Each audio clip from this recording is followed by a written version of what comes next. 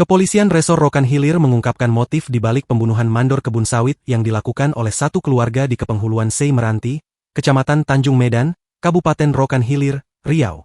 3 pelaku yang terlibat dalam aksi tersebut adalah AR alias Raju, 41, anaknya AS alias Raffi, 19, dan adik AR yang masih di bawah umur.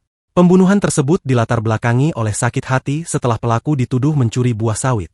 Pelaku AR alias Raju dan korban cekcok karena dituduh maling buah sawit. Pelaku tidak terima, kemudian membunuh korban, ungkap Kasat Reskrim Polres Rohil, AKP Iputu Adi Juniwinata, saat dikonfirmasi melalui pesan WhatsApp pada Kamis, 5 Juni 2025. Menurut Putu, AR dan AS membunuh mandor Mula Pandiangan, 49, dengan memukulnya menggunakan besi tojok buah sawit. Akibat pemukulan tersebut, leher korban patah dan mengakibatkan kematiannya.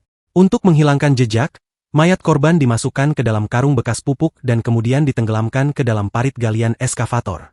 Jasad korban dihimpit dengan kayu balok, supaya tidak timbul ke permukaan. Namun, kejahatan yang mereka lakukan akhirnya terungkap, tambah Putu. Putu juga mengungkapkan bahwa AR alias Raju merupakan residivis kasus pembunuhan. Yang bapaknya residivis kasus pembunuhan tahun 2015. Dia diputus 15 tahun penjara dan menjalani hukuman 7 tahun. 3 tahun yang lalu baru bebas, jelasnya.